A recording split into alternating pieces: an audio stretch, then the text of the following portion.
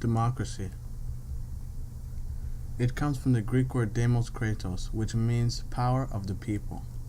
Democracy is a system of government that is fully controlled by the people.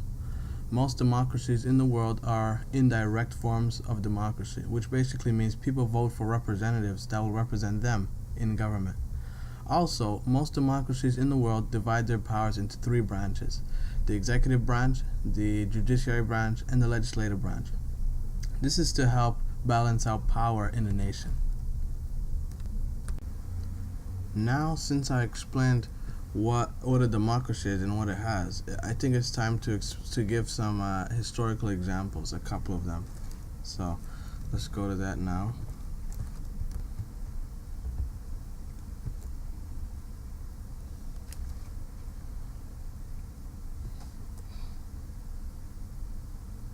Alright, so a couple of early examples of democracy.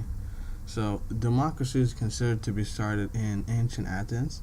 The democracy they had at that time was a direct democracy. So people directly voted on new rules and new laws, and they also voiced their opinions sometimes in front of the ruler. However, the democracy they had at that time was a flawed democracy. This is because it didn't equally represent everyone. Women, children, slaves, and people with no land were not allowed to vote. A good democracy today would be one that represents. So that's why they had a flawed democracy. Another example of early democracy was in 1215 when the king signed the Magna Carta. This essentially stopped the king from having unlimited powers. It limited his powers, and from that day forth, he had to follow the rules in the Constitution. Now, an interesting question to explore is, how many democracies are there in the world? Well, let's search that up.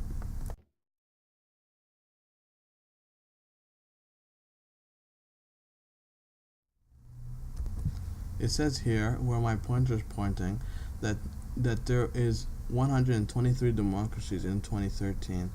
Considering that there is nearly 200 countries in the world, that means the majority of countries agree with a democracy. Let's see some negatives of democracy now. So it's on this site, and we're gonna scroll all the way here to the disadvantages. So the first disadvantage that is listed here is misplaced trust. This is basically telling us that after the election, when citizens are basically almost powerless, they are forced to trust their elected officials into doing the right thing. Sometimes they may have ulterior agendas they may fail, and citizens are powerless to stop them. The second negative that's listed here is majority rules. This is basically telling us that the minority, regardless of how serious their issues are, will get ignored, and this may often make the minority group feel separated from the state. So let's do one more. The third point is no accountability. This is basically touching on the first point, and is saying if an official does do something that is not in the best interest of society, or does not fulfill any promises, there's no repercussions that will happen to them. There's nothing to stop a leader from doing anything that is considered to be wrong. Now that I've went through a democracy, let's consider another popular system of government, and that is a dictatorship. A dictatorship is a state that is fully controlled by a ruler or a single political entity. Some words that run synonymous to a dictatorship is totalitarianism, authoritarianism, autocracy, undemocratic rule, and tyranny. Dictators have been around for thousands of years and are still relevant today. Let's consider some examples of dictators throughout history. The first example is Julius Caesar. He was the dictator of Rome from 49 BC all the way to 44 BC. Another example of a dictator was Genghis Khan. He was the leader of the Mongol Empire during the 11th century. The last example is Joseph Stalin. He's pretty recent.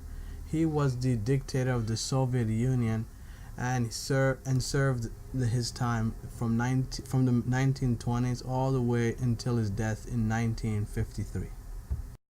Now, since we know what a dictatorship is, and I showed a few historical examples, let's see how many countries in the world are currently run by dictators.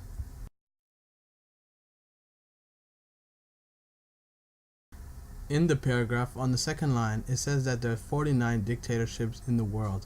Right beside it in brackets, it gives the amount of countries per continent that are run by dictatorships.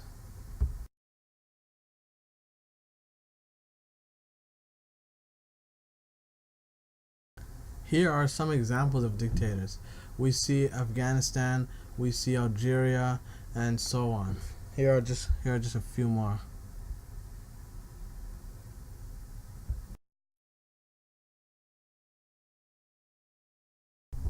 Now, similar to what we did with a democracy, let's see the negatives of a dictatorship. I'm going to show a few seconds of a video that does exactly that. So, here. Once in power, dictators protect their station with military action, restrictions on personal freedoms, propaganda, and even state-sponsored terrorism. Hallmark signs of an authoritarian regime include state-controlled media, rampant corruption and cronyism, and a sizable gap between the wealthy elite and the poor. So you just heard it. Those are the negatives. After seeing the negatives of a dictatorship and the negatives of a democracy, the negatives of a dictatorship are far worse than the negatives of the democracy. Democracy is, in theory, not so bad, which makes democracy the winner. Thanks for watching.